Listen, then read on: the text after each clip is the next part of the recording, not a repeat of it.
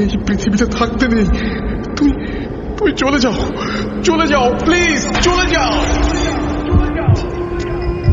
সবটাই কি ইলুশন, নাকি অন্য জগতের কেউ কখনো হাজির হয়ে যায় চোখের পলকে?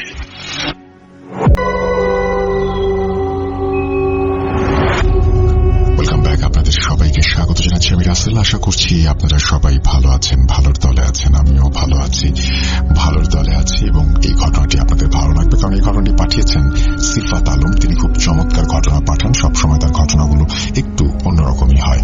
চলুন কথা না বাড়িয়ে শুরু করা যাক। আসসালামু আলাইকুম রাসেল ভাইয়া ও প্রিয় লিসেনার্স। আশা করছি আপনারা সবাই আল্লাহর রহমতে অনেক ভালো আছেন এবং সুস্থ আছেন। আমি মোহাম্মদ সিফাত আলম, লিখছি চট্টগ্রাম থেকে। আজ আমি আপনাদের সাথে যে ঘটনাটি শেয়ার করব তা আমার পরিচিত এক আপু আমার সাথে শেয়ার করেছেন। ঘটনাটি মূলত আপুর বান্ধবীর সাথে ঘটা। আপুর বান্ধবীর নাম মরিয়ম। আমি ঘটনাটি মরিয়ম আপুর ভাষাতেই উপস্থাপন করছি। ঘটনায় যাবার আগে রাসেল ভাইয়ের কাছে অনুরোধ, ঘটনার ভেতরের ভুল ত্রুটিগুলো ক্ষমা সুন্দর দৃষ্টিতে দেখবেন। চলে যাচ্ছি মরিয়ম আপুর ঘটনায়।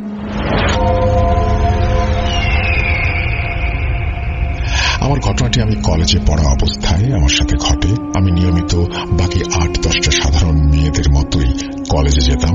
বাকি সব মেয়েদের মতোই আমার জীবনটা ছিল সুন্দর, স্বাভাবিক, আর চোখে ছিল ভবিষ্যৎ নিয়ে একরাশ স্বপ্ন।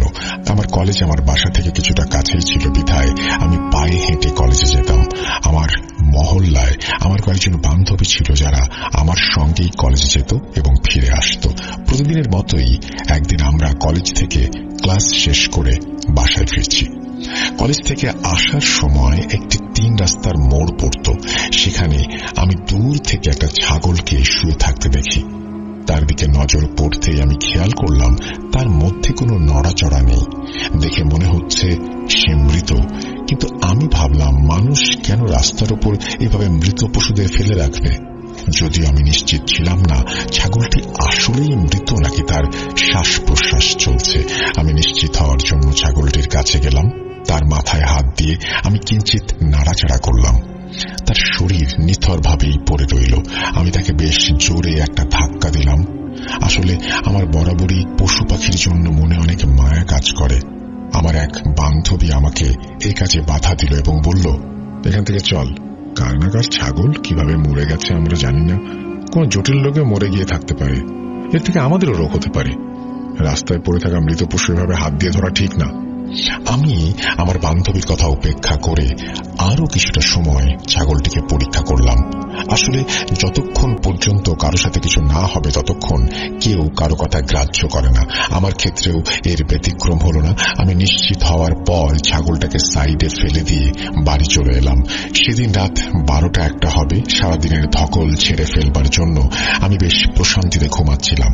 হঠাৎ করেই মনে হলো আমাদের বাসার গলি থেকে অনেকগুলো ছাগলের আওয়াজ আসছে। মনে হচ্ছে যেন অনেকগুলো ছাগল একসাথে ডাকছে। আমি অবাক হয়ে ভাবলাম, আমাদের গলিতে হুট করে এত ছাগল আসবে কোত্থেকে?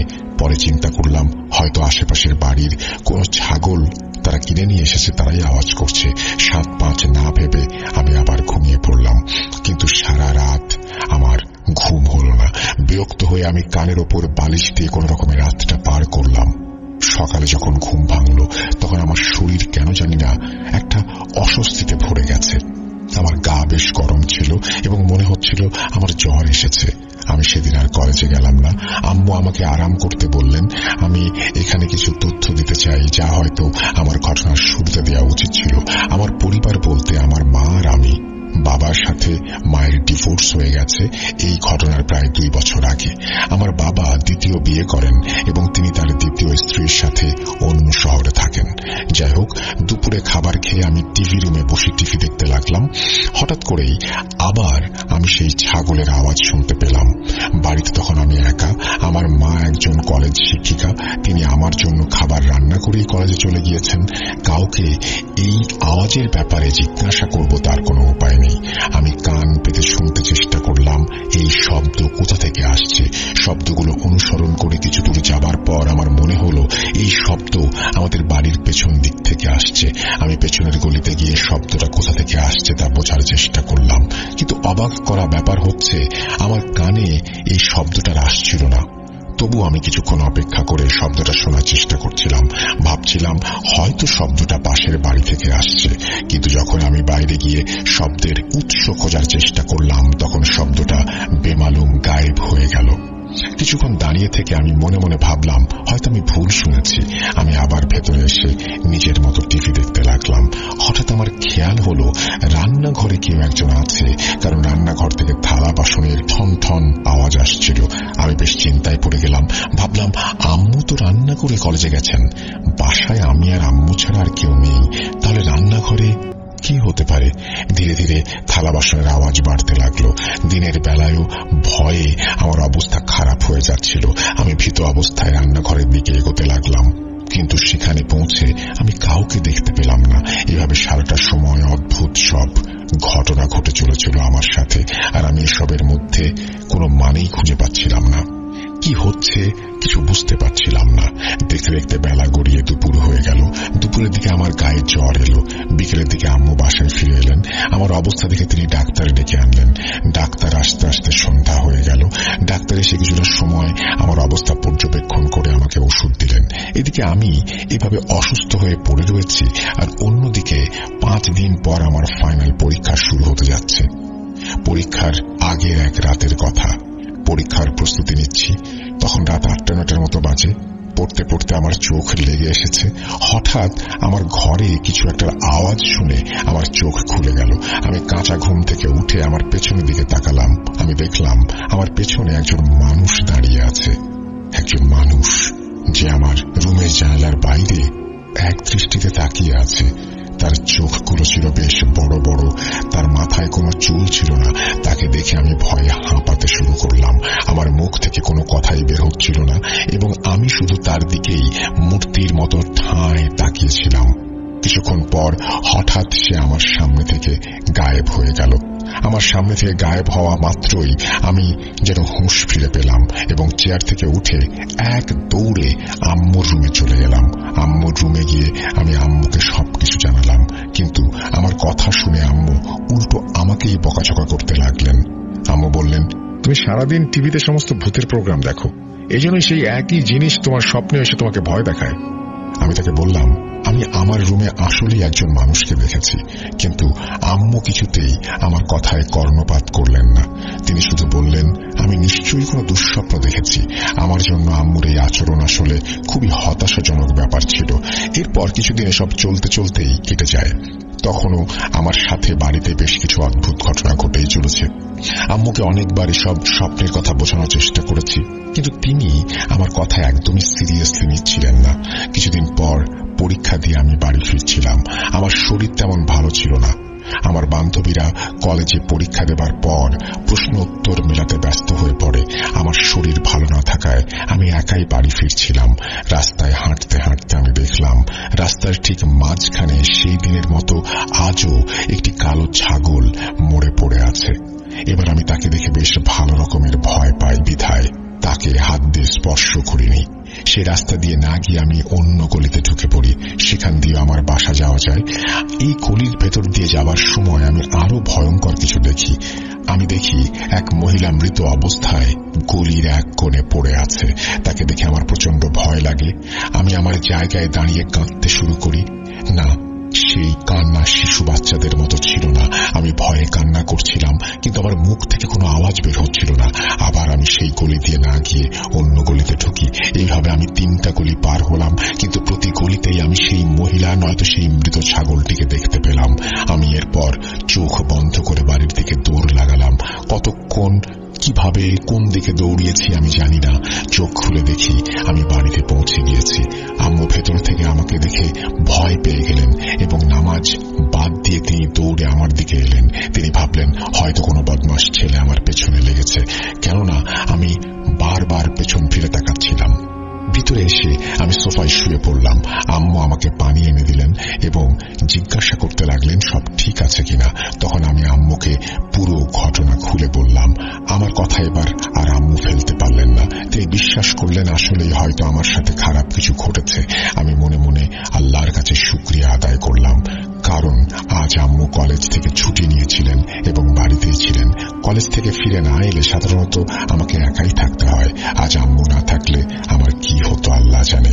আম্মুকে দেখেই আমার দেহে আমি প্রাণ ফিরে পেয়েছিলাম এবং আম্মু সোফায় আমার পাশে বসে আমার মাথায় হাত বুলিয়ে দিতে লাগলেন। আমি সেখানেই ঘুমিয়ে পড়লাম আর মারাত্মক এক বাজে স্বপ্ন দেখে চিৎকার দিয়ে ঘুম থেকে উঠলাম। আম্মু আমার পাশেই ছিলেন। আমি তাকে জড়িয়ে ধরে অনেকক্ষণ কাঁদলাম। আম্মু কি হয়েছে জিজ্ঞাসা করলে আমি আম্মুকে শুধু আমার স্বপ্নের কথা জানালাম। আমি দেখলাম আমার আশেপাশে অনেক মানুষ, যাদের শরীর তো মানুষের মতো কিন্তু মাথাটা ছাগলের। তারা সবাই আমার উপর আক্রমণ করতে আমার দিকে তেড়ে আসছে। আমার দিকে এগোতে এগোতে তাদের চেহারা আরো বিভৎস হয়ে যায়। তাদের গলা থেকে ক্রমাগত তাজা রক্ত বের হচ্ছিল। দেখে মনে হচ্ছিল কেউ তাদের মাথা কেটে সেলাই করে সেই স্থানে ছাগলের মাথা বসিয়ে দিয়েছে। আমি আম্মুকে স্বপ্নের কথা বলার পরও আবার কাঁদতে শুরু করলাম। আমি আম্মুকে অনুরোধ করেছিলাম, আম্মু, আমাকে আল্লাহর ওয়াস্তে এই সমস্যা থেকে মুক্তি দাও। সেদিন রাতে আম্মু আমার রুমেই ঘুমালেন। পরদিন আমার পরীক্ষা ছিল। আমার শরীর ভালো ছিল না এবং আমি সেই কারণে পরীক্ষা দিতে পারিনি। আমাকে পরীক্ষায় অনুপস্থিত দেখে আমার কয়েকজন বান্ধবী আমাকে দেখতে এলো। আমার অবস্থা দেখে তারা জিজ্ঞেস করলো, কিরে মরিয়ম, তুই আজ পরীক্ষা দিতে এলি না যে? তোকে এরকম শুকনো শুকনো লাগছে কেন? কি হয়েছে? আমি তাদেরকে শুরু থেকে শেষ পর্যন্ত সবকিছু খুলে বললাম। আমার এক বান্ধবী দীর্ঘশ্বাস ছেড়ে বলল, তোকে আমি সেদিনই বলেছিলাম রাস্তায় পড়ে থাকা কোনো জিনিস হাত দিস না, স্পেশালি মৃত কোনো জানোয়ার। এই কথাটা তোকে আমি এমনি এমনি বলিনি। আমার এক চাচা 3 রাস্তার মোড়ে পড়ে থাকা একটা লেবু হাত দিয়ে ধরেছিলেন। এরপর থেকেই তিনি সবার থেকে আলাদা হতে শুরু করেন। তার জীবনটা যেন কোথায় গিয়ে আটকে যায়। শেষমেশ তিনি মারা যান। তাকে অনেক কবিরাজ, হুজুর, পীর ফকির দেখানো হয়েছিল, কিন্তু সবাই বলেছিল রাস্তায় সেই লেবুকেও জাদু করে রাখা হয়েছিল। সেই জাদুতে আমার চাচা আক্রান্ত হন এবং মারা যান। তার শরীরে খারাপ কিছুর অস্তিত্ব ছিল। আমি তার কাছে জানতে চাইলাম আসলে তার শরীরে কিসের উপস্থিতি ছিল। তখন আমার বান্ধবী বলল, শয়তান। তার শরীর শয়তানের কবজায় ছিল। চাচা কাউকে চিনতে পারতেন না। বেশিরভাগ সময় এমনই ঘটত। আর যখন চিনতে পারতেন তখন শুধু কান্না করতেন আর বলতেন, আমাকে বাঁচাও, ওরা আমাকে নিয়ে যাবে। আর আচার আচরণ একেবারেই পাল্টে যায়। মনে হচ্ছিল সে আর আগের ব্যক্তি নয়, দুজন আলাদা কোনো ব্যক্তি। এসবের পেছনে কালো জাদুকরদের কোনো না কোনো উদ্দেশ্য থাকে। তারা লেবু বা মৃত পশুর উপর জাদু করে এবং সেসব রাস্তায় ফেলে রাখে যাতে শিকার ধরতে পারে। ঠিক যেভাবে বড়শির আগায় টোপ লাগিয়ে মাছ ধরা হয়। আর যারা এই জাদু দ্বারা আক্রান্ত হয় তাদের জীবন সেই জাদুকরের হাতেই জিম্মি। আমার বান্ধবীর কথা শুনে আমারও মনে পড়ে গেল সেই মৃত ছাগল স্পর্শ করার কথা। ওইসব না বললে হয়তো আমি পুরো বিষয়টি বেমালুম ভুলেই যেতাম। অন্যদিকে আমার বান্ধবী যা বলল তা শুনে ভয়ে আমার শরীর থেকে আত্মা বের হয়ে যাওয়ার দশা। তাহলে কি আমার জীবনটাও কোনো জাদুকরের হাতে চলে গিয়েছে? আমি কিছুই বুঝতে পারছিলাম না। হিতাহিত জ্ঞান হয়তো আমি হারিয়ে ফেলেছিলাম। আমার কানে বারবার আমার বান্ধবীর কথাগুলো বাজছিল। আমার বিশ্বাস ছিল সত্যি আমার সাথে তার চাচার মতোই কিছু একটা ঘটেছে। আমি কখনো গোসল করতে গিয়ে, কখনো পড়তে গিয়ে বা কখনো খেতে গিয়ে আমার চারপাশে ছাগলের আওয়াজ পেতাম। আর এসব কারণে আমার পড়ালেখাও প্রচন্ডভাবে ক্ষতিগ্রস্ত হচ্ছিল। পরীক্ষাগুলো খারাপ হচ্ছিল কারণ আমার পড়ার প্রতি কোনো মনোযোগী ছিল না। প্রতিটি সময় মনে হচ্ছিল কেউ হয়তো আমার উপরে নজর রাখছে। আমার জীবন অন্যের হাতে বন্দী। আমি ভয় পাচ্ছিলাম, প্রচন্ড ভয়। একদিন দুপুরে আমি খাবার খাচ্ছিলাম। আম্মু কলেজে ছিলেন। হঠাৎ মনে হলো যেন বাড়ির পাশ থেকে অনেকগুলো ছাগলের আওয়াজ আসছে। আমি মনোযোগ দিয়ে সেই আওয়াজ শুনছিলাম। তারপর হঠাৎ দরজার লক খোলার আওয়াজ পেলাম। বাড়ির সব দরজা আপনা আপনি খুলে গেল, কিন্তু বাড়ির দরজা আমি নিজ হাতে ভেতর থেকে বন্ধ করেছিলাম, যা নিজ থেকে খোলা কোনোভাবেই সম্ভব নয়। দরজা খোলার আওয়াজ শুনে আমার হাত থেকে খাবারের প্লেট মেঝেতে পড়ে গেল। এসবের মধ্যেই আমার দিন কেটে যাচ্ছিল। আম্মু আমাকে নিয়ে অনেক চিন্তিত ছিলেন। তিনি আমাকে সাইকিয়াট্রিস্ট দেখান, কিন্তু কোনো লাভ হয় না। না ঘুমাতে ঘুমাতে আমার চোখের নিচে কালি পড়ে যায়। তখন আমাকে দেখে যে কারোরই মনে হতো আমি হয়তো অনেক বছর ধরে অসুস্থ। আমাকে ডাক্তারের কাছে নিয়ে গেলে ডাক্তার আমাকে নানা ধরনের ওষুধ দিতেন, কিন্তু সেগুলোর কোনো প্রভাব আমার উপরে পড়ত না। বরং দিন দিন আমার অবস্থা আরো খারাপ হয়ে যেত। একদিন আমি নিজের রুমে শুয়েছিলাম। সময়টা সম্ভবত দুপুরের সময়। আমি ঘুমানোর চেষ্টা করছিলাম। আম্মু কলেজে চলে গিয়েছিলেন। সেই বেচারি আর কতদিনই বা ছুটি নিতে পারেন। অনেকদিন ঘুম না হওয়ায় আমি সেদিন ঘুমিয়ে পড়ি। ঘুমোতে ঘুমোতে আমি অনুভব করলাম যেন আমার কোমরের ওপর অনেক ভারী একটা কিছু পড়েছে এবং আমি বিছানার তোষক ছিঁড়ে তার মধ্যে ঢুকে যাচ্ছি। আমি দেখতে পারছিলাম না আমার ওপরে কে বসে আছে। আমি প্রচন্ড ব্যথায় উঠে বসি। বসা অবস্থায় অনুভূতিটা এমন ছিল যেন আমার কোমরের ওপরে অনেক ভারী কেউ বসে আছে। আমি খুব অস্বস্তি বোধ করছিলাম। মনে হচ্ছিল যেন আমার শরীর মাটির নিচে চলে যাচ্ছে আর আমার শ্বাস নিতে সমস্যা হচ্ছে। আমি প্রচন্ড কষ্ট সহ্য করেছিলাম আর উঠে দাঁড়ানোর চেষ্টা করছিলাম, কিন্তু যে জিনিসটা আমার উপর বসেছিল সেটা ক্রমাগত আমার উপর চাপ দিতেই থাকে। হঠাৎ করে আম্মুর গলার আওয়াজ শুনতে পাই। আম্মু কাউকে উদ্দেশ্য করে বললেন, কে তুই? আম্মুর এই কথা শোনার সাথে সাথে সেই চাপটা আমার উপর থেকে সরে গেল। আমি উঠে বসে তাকালাম, দেখলাম পেছনে আম্মু দাঁড়িয়ে আছেন। আম্মুকে দেখে আমি কাঁদতে কাঁদতে জড়িয়ে ধরলাম। আম্মু আমার মাথায় হাত রেখে আমাকে শান্ত করার চেষ্টা করছিলেন। আমি আম্মুর চেহারায় সে সময় ভয়ানক কিছু প্রত্যক্ষ করার পর কারো চেহারায় যে ভয়ের ছাপ পড়ে তা স্পষ্ট দেখেছি। আম্মুকে দেখে পরিষ্কার বোঝা যাচ্ছিল যেন তিনি খুবই অদ্ভুত একটি কিছু দেখেছেন, যার ব্যাপারে তার বিন্দুমাত্র কোনো ধারণাই নেই। আমি আম্মুর গলা ধরা অবস্থায় ক্রমাগত কাঁদছিলাম এবং বলছিলাম, আম্মু, কেউ আমার উপরে বসেছিল, সে আমাকে মারতে চায়, আমাকে বাঁচাও আম্মু, আমাকে বাঁচাও, আমার এই যন্ত্রণা আর সহ্য হচ্ছে না, আমার উপরে দয়া করো আম্মু, দয়া করো। সেদিন আম্মু আমাকে তেমন কিছুই বলেননি, শুধু আমাকে নিজের রুমে নিয়ে গেলেন। তিনি আমার জন্য খুব চিন্তিত ছিলেন এবং আমার সমস্যা জানার জন্য নানা প্রকার প্রশ্ন করছিলেন। আমার জন্য আম্মুর সহানুভূতি দেখে সেদিন আমিও খুব কেঁদেছিলাম। আমি আম্মুকে প্রতিটি সমস্যার কথা তাৎক্ষণিকভাবে জানিয়েছিলাম, তাই নতুন করে আম্মুকে বলার কিছু ছিল না। আম্মু আমাকে সান্ত্বনা দিলেন এবং বললেন তিনি কারো সাথে ব্যাপারে কথা বলবেন। তারপর আম্মু তার কলেজের কোনো পরিচিত একজন কলিগের সাথে এই বিষয়ে কথা বলেন।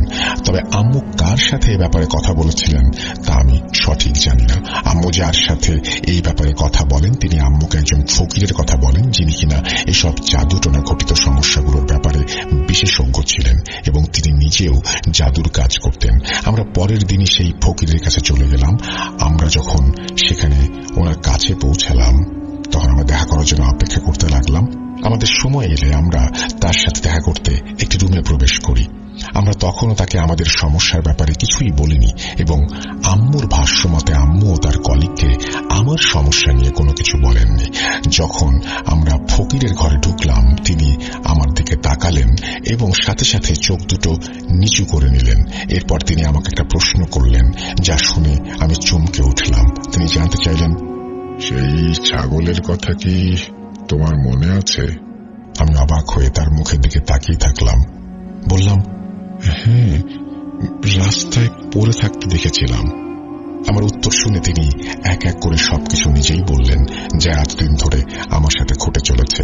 তিনি জিজ্ঞাসা করতে লাগলেন সেই ছাগলের মাথার মতো মানুষগুলো এখনো আমার স্বপ্নে আসে কিনা। আমি হ্যাঁ সূচক উত্তর দিলাম। প্রথমবার দেখার পর আবারও দুই একবার তারা আমার স্বপ্নে এসেছে। তখন তিনি জানতে চাইলেন আমি ছাগলের আওয়াজ কখন শুনেছি। আমি উত্তর কি দেব? আমি তার এসব কথা নিয়েই বেশ চিন্তিত হয়ে পড়ছিলাম। কিভাবে তিনি এসব জানলেন? একে একে আমি তাকে তার সব প্রশ্নের উত্তর দিলাম। তারপর আম্মুর দিকে তাকিয়ে জিজ্ঞেস করতে লাগলেন তিনি, আপনি কি সেই মানুষটাকে দেখেছেন যে আপনার মেয়ের ওপরে বসেছিল?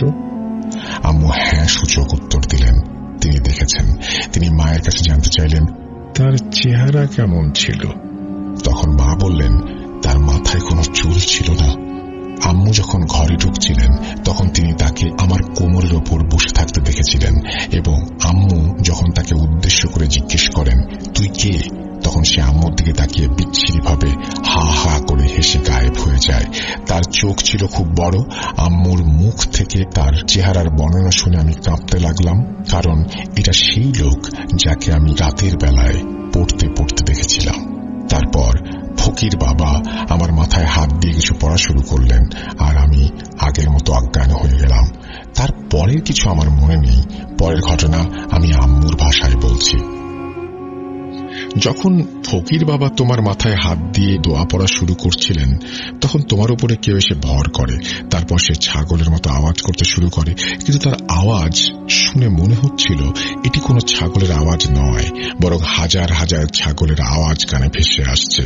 ফকির বাবা পড়া শেষ করে তোমার দিকে তাকিয়ে বললেন, তুই জানিস এই সময় তুই কোথায় বসে আছিস? ফকির বাবার কথা শুনে তুমি তৎক্ষণাৎ মাথা নামিয়ে ফেলো। ফকির বাবা ধমকের সুরে তোমার ভেতরে থাকা শয়তানকে বলে, তোর কাছে একটা প্রস্তাব আছে। যদি তুই এই মেয়ের কাছ থেকে না যেতে চাস তাহলে সেটা সম্ভব না। তুই জানিস আমি তোর কি হাল করতে পারি, আর যদি আমার গোলাম হয়ে থাকতে চাস তাহলে আমার কাছে চলে আয়, কিন্তু তুই লড়াইটা করার চেষ্টা করিস। তুই জানিস আমি তোর এবং তোর সেই মালিক জাদুকরের সাথে কি করতে পারি। ফকির বাবা এসব বলতে বলতে রুমের দরজা নিজেই খুলে দিলেন। মনে হচ্ছিল যেন কেউ বাইরে বেরিয়ে গেল। ফকির বাবা আবারও শয়তানকে হুমকি দিতে লাগলেন এবং তুমি শান্ত হতে শুরু করলে। আস্তে আস্তে তুমি জ্ঞান হারালে। পরে ফকির বাবা তোমাকে কিছু তাবিজ দিলেন আর পানি পড়ে তোমার মুখে ছিটালেন। তোমার জ্ঞান ফিরে এলে তিনি সেই পানি তোমাকে খাওয়ালেন। তখন তোমার শরীরের অবস্থা একটু ভালো হতে শুরু করেছে। ফকির বাবা তোমাকে জিজ্ঞেস করলেন, তোমার কেমন অনুভব হচ্ছে? তুমি বললে, তোমার ভেতর থেকে যেন সবকিছু বের হয়ে গিয়েছে, এখন তুমি ভালো বোধ করছো। এরপর ফকির বাবা আবার তোমার মাথায় হাত দিয়ে কিছু একটা পড়তে শুরু করলেন এবং শয়তানকে হাজির করলেন। সাথে সাথে কাউকে উদ্দেশ্য করে বললেন, এটাকে বন্দী করো। আমি অবাক হলাম, কারণ রুমে তুমি আর আমি আর ফকির বাবা ছাড়া কেউ নেই। তাহলে তিনি কাকে এই কথা বলছেন বন্দী করার জন্য? ফকির বাবা এই কথা বলার সাথে সাথেই রুমে যেন কাল বৈশাখী ঝড় বইতে শুরু করলো। কিছুক্ষণ এভাবেই চলল, তারপর সব শান্ত। আপনার মেয়ের ওপরে যে শয়তান ছিল তাকে আমি বন্দী করে ফেলেছি। এখন আমার কাজ সেই জাদুকরকে ধরা। তাকে ধরতে না পারলে আপনার মেয়ের সমস্যাগুলো পুরোপুরিভাবে দূর করা সম্ভব না। চিন্তা করবেন না, আপনার মেয়ে সেই জাদুকরকে দেখাবো খুব জলদি। তখনই আমি তার কৃতকর্মের জন্য তাকে শাস্তি দেব। এখন এগুলো যা আছে তার কোনো কিছুই আপনার মেয়ের মনে থাকবে না। তাকে আপনি পানি খাওয়ানোর সাথে সাথে সে সবকিছু ভুলে যাবে। এই ছিল আমার মায়ের ভাষ্য। এরপর কয়েকদিন আমি বাড়িতেই বিশ্রাম নিলাম, আর সেই বিশ্রামে আমার শরীর আবার আগের মতো হয়ে গেল। সব সমস্যা যেন কেটে যেতে শুরু করলো, কিন্তু আমি তখনও স্বপ্নে সেই ছাগলমুখী মানুষগুলোকে দেখতাম। এভাবেই কয়েকদিন কাটলো। একদিন আমি কলেজ থেকে ফেরার পথে এক ব্যক্তিকে দেখলাম। সে 3 রাস্তার মোড়ে একটি ছাগলের মৃতদেহ এনে সেখানে ফেলে রেখেছে। সাথে সাথে আমার ফকির বাবার কথা মনে পড়ল। আমি নিশ্চিত ছিলাম এটাই সেই জাদুকর যার জন্য আমার জীবন কিছুদিন আগেও নরকে পরিণত হয়েছিল। আমি ভয়ে জমে গিয়েছিলাম। হঠাৎ কাঁধে কারো হাতের স্পর্শ অনুভব করলাম। এক পরিচিত ব্যক্তি আমার কাঁধে হাত রেখে দাঁড়িয়ে আছেন। তার মুখে হাসি, তার চেহারা ছিল অসম্ভব রকমের সুন্দর। সে আমার দিকে হাসি দিয়ে বলল, বাড়ি চলে যান, এখানে থাকবেন না। আজ থেকে আপনার সব সমস্যার সমাধান হয়ে যাবে ইনশাআল্লাহ। তিনি এই কথা বলার পর আমি আর পেছন ফিরে তাকাইনি, বাড়িতে সরাসরি চলে আসি। এরপর থেকে আমি এ ধরনের আর কোনো স্বপ্ন দেখিনি এবং আমার সাথে এরপর থেকে এই ধরনের কোনো সমস্যা আর ঘটেনি। এখন আল্লাহর রহমতে অনেক ভালো আছি। আমার জন্য সবাই দোয়া করবেন। আল্লাহ হাফেজ। এই বলে মরিয়াম আপু তার ঘটনা শেষ করেন। প্রিয় লিসেনার্স, এই ছিল আমার আজকের পাঠানো ঘটনা। ফিরে আসবো আবার নতুন কোনো এপিসোড নিয়ে। সেই পর্যন্ত সবাই ভালো থাকুন, সুস্থ থাকুন। আরো একবার আপনাদের সবাইকে স্বাগত জানাচ্ছি। আমি রাসেল। আশা করছি আপনারা সবাই ভালো আছেন এবং ভালোর দলে আছেন।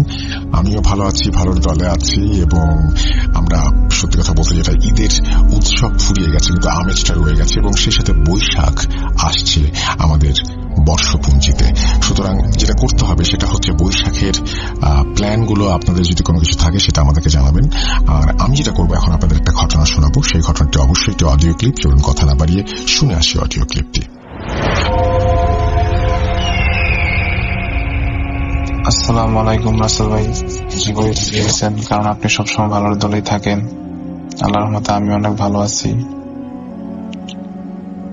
আমার নাম নাদিম আল হাসান, বাসা নরসিংদী সদর। board.com এটা আমার ফার্স্ট ঘটনা। আশা করি রাসেল ভাই লিসেনারদের অনেক ভালো লাগবে ঘটনাটা। আমি আর কথা না বাদে সরাসরি ঘটনায় চলে যাব। ঘটনা শুরুতেই বলে নেই, ঘটনাটা যেটা ঘটে, ঘটনাটা মূলত আমার এক রিলেটিভের সাথে ঘটে। সম্মত কারণ রাসেল ভাই আমি ঘটনা আমার রিলেটিভের নামটা আমি উল্লেখ করতে চাচ্ছি না, তার নাম দিচ্ছি সাকিব। তো রাসেল ভাই সাকিব ভাই যখন ক্লাস 8 বা 9 পড়া অবস্থায় ওনার বাবা মারা যায়। তো আমার যে সাকিবের যে মা, উনি মানে পরিবারের যে খরচ বা ওনাদের যে পড়ালেখার খরচ সবগুলাই বহন করতো। তো এমন অবস্থায় অনেকটাই হিমশিম খেয়ে যাচ্ছিল সাকিবের মা। তো সাকিবের 2 খালাতো ভাই ছিল, দুবাই থাকতো। তো ওনাদের সাথে যোগাযোগ করার পর মানে ডিসিশন নিল যে সাকিব ভাইরে দুবাই পাঠাই দিব। তো রাসেল ভাই যেমন কথা এমন কাজ, মানে ওনাদের সাথে কথা বলার পর সাকিব ভাইয়ের মাস 2 পরে দুবাই পাঠাই দিল। তো রাসেল ভাই সাকিব ভাই দুবাই যাওয়ার পর আমার মধ্যে ভালো স্যালারি পাইতো 70 থেকে 80,000 টাকার মতো স্যালারি পাই। তো ওনাদের অবস্থা ভালো হয়েছিল।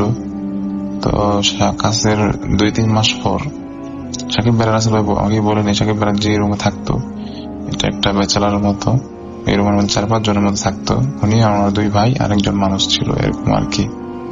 তো সাকিব ভাইরা সবাই খাওয়া দাওয়া করতো, ওনাদের একটা বোয়া ছিল, উনি সম্ভবত পাক করে দিত, এরকম আর কি। তো সবসময় সাকিব ভাই আবার সবার আগে আসতো, মানে কাজ শেষ করে সবার আগে সাকিব ভাই রুমের মধ্যে আসতো। তো একদিন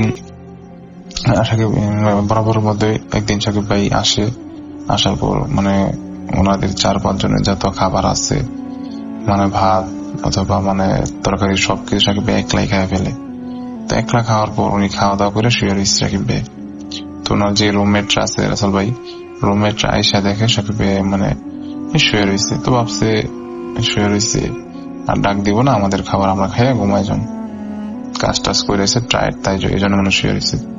তো ওনারা যখন খাইতে যাইবো, যাওয়ার মধ্যে গিয়ে দেখে একদম প্লেট মানে এক প্লেটই মানে প্লেট যে প্লেটে খাইছে এই প্লেটটাও ধুইছে না, আর সবার খাবারের যে তরকারি মানে তরকারি বা ভাতের যে ডেক ডিশ কি এগুলা থাকে সবগুলাই শেষ, ফিনিশ। তো ওনারা তো একটু অবাক হয়, কি হইলো বুঝলাম না, এতগুলা ভাত সাকিব একলাই খাইলো। তো সাকিব বাইরে ডাক দিল না, ওনারা আবার নিজেরা পাক কইরা ডিম ভাজি করে খাই ফেললো। তো ফার্স্টে তো ভাবছে সাকিবের অনেক খিদা টিদা আসছিল, তাই সে একলা খাই ফেলছে। তো ওনার খাবার তো ভাইটাই তো মানে ভাই তো, তাই আর ডিস্টার্ব করে নাই। তো এরকম আরেকদিন এরকম সেম ঘটনা, সাকিব ভাই সবার আগে আইসে সবার ভাতটা একলা খাই ফেলে। তো দ্বিতীয় দিন তো সাকিব রাসেল ভাই একটু জিনিসটা ডাউট লাগছে আমাদের কাছে যে সাকিবের কি হইলো বুঝলাম না, ওই দিন এরকম করলো। ওই দিন তো সাকিব রাসেল ভাই কিছু বলে নাই। দ্বিতীয় দিন ওনারা সাকিব ভাইয়ের ডাকতেছে যে সাকিব। তো সাকিব 2-3 বার ডাকার পর উঠছে, ওঠার পর বলতেছে তুই এতগুলা ভাত একলা কিভাবে খাইলি, আমরা যে খামো তোর কোনো খেয়াল না, এরকম জিজ্ঞেস করতেছে। সাকিব ভাই বলতেছে যে আমার তো খিদা লাগছে তাই আমি খাই ফেলছি।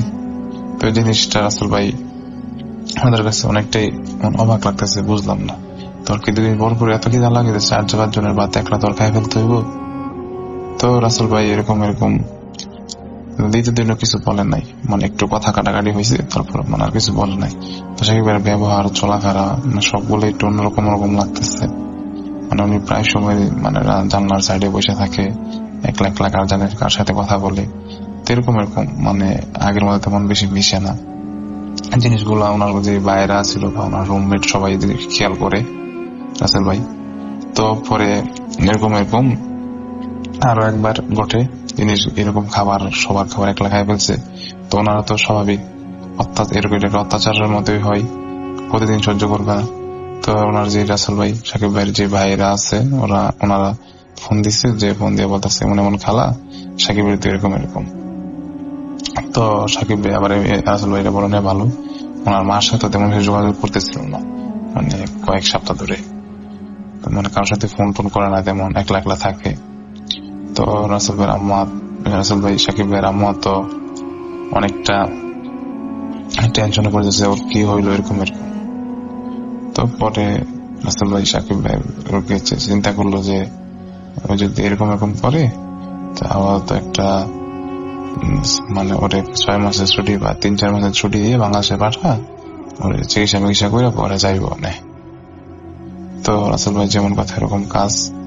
ওনার 7-10 দিন পরে বাংলাদেশে 6 মাসের টিকিট দিয়ে বাংলাদেশে পাঠাইলো।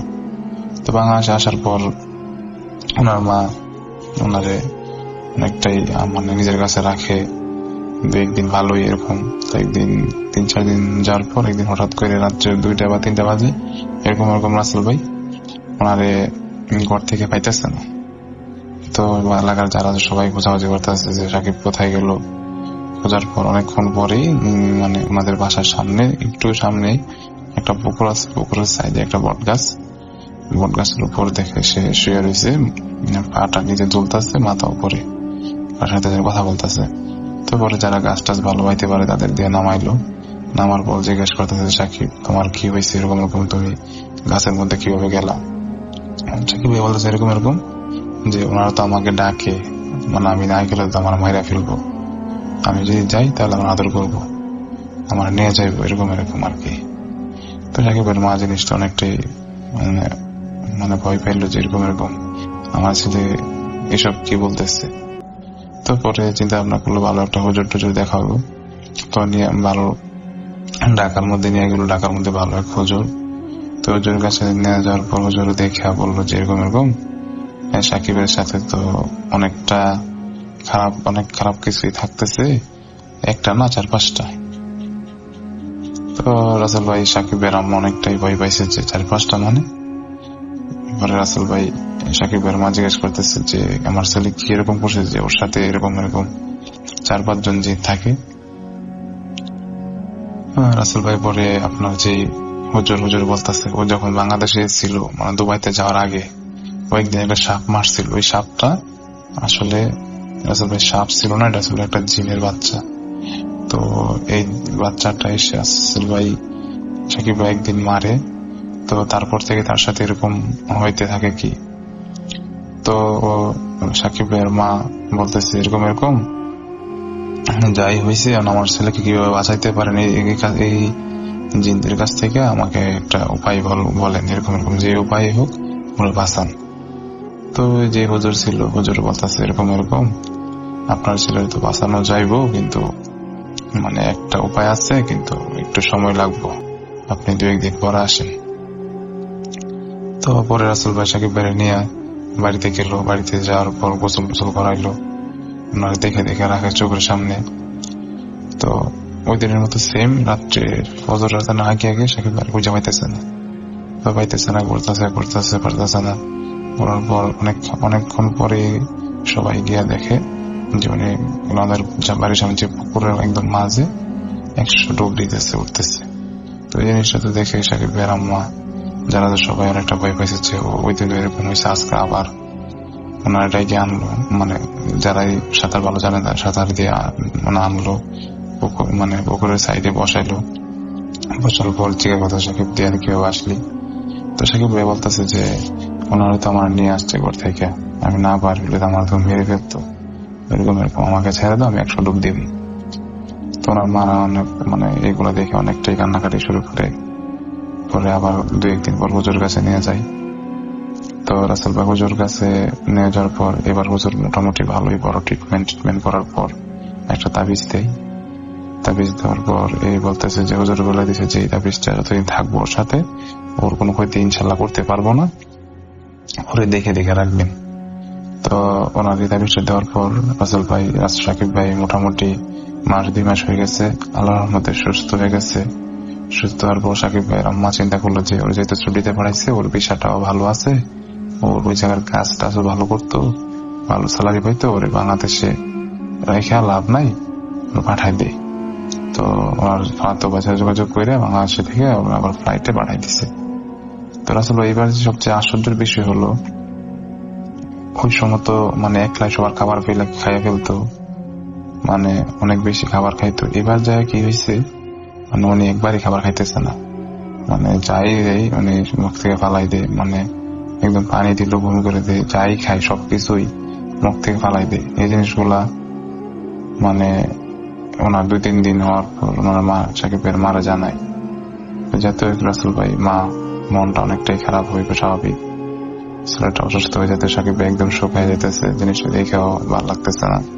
তো সাকিবের মা কিছুদিন যাওয়ার পর বলতেছে এরকম এরকম যেতে হইতেছে, আমার ছেলে আগে পড়া টাকা আমার ছেলে বাংলাদেশে পাঠাইতো।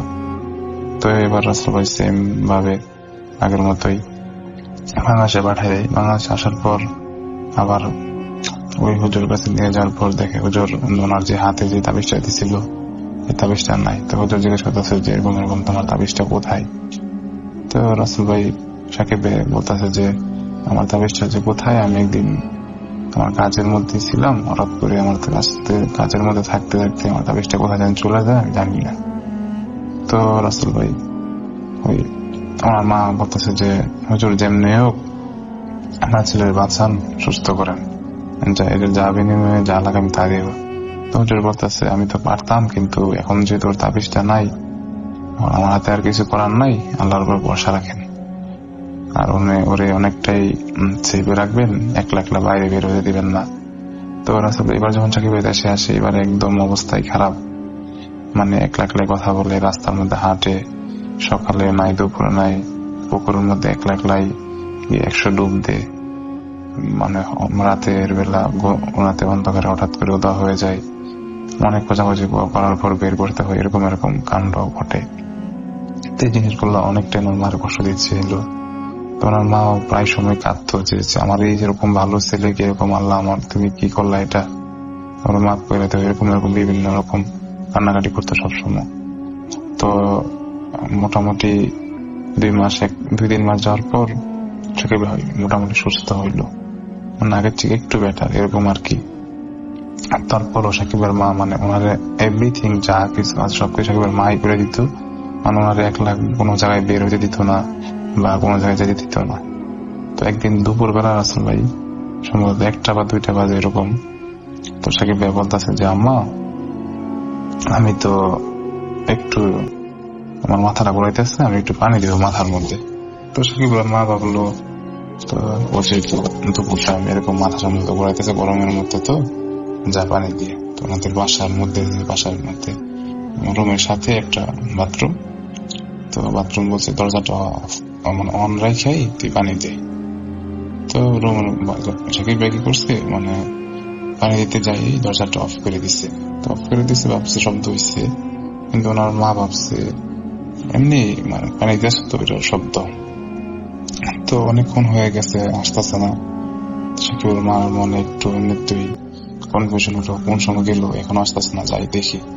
তো যাইলে দরজা লাগাই, দরজা যেহেতু অফ, মানে দরজা অফ, ওনার মা অনেকটাই মানে ভয় পাইছে যে কি হইলো, ও দরজা খুলতেছে না, ডাকতেছে, কোনো রেসপন্স নাই। তো একটু পর মানে সবাই আসলো, আসার পর দরজা ভাঙার পর রাসেল ভাই যে জিনিসটা দেখছে, আমার লিসেনাররা যারা আছে বা আমি সবাই অনেকটাই খারাপ লাগবে জিনিসটা দেখে বা শুনে। ওনার লাশ মানে উনি সেন্সলেস অবস্থায়, প্রথমত ভাবছে রাসেল ভাই সেন্সলেস অবস্থায় শুয়ে পড়ে আছে কোমরের উপর, কিন্তু আসলে এটা না। যখন মানে ওনারে নিয়ে হসপিটাল যাওয়ার পর যখন ডাক্তার বলে যে উনি আর নাই, জিনিসটা শুনে আমার কাছে অনেকটা খারাপ লাগছে রাসেল ভাই, যে সাকিব ভাইয়ের লাশ পর্যন্ত মানে ওনারা দিল না, মানে বাঁচতেই দিল না, ওনার সাথে নিয়ে মানে শেষমেশ ওনারা শান্তি হইল এরকম আর কি। তো রাসেল ভাই অবাক করার বিষয় হলো যে ডিএনএ টেস্টের পর মানে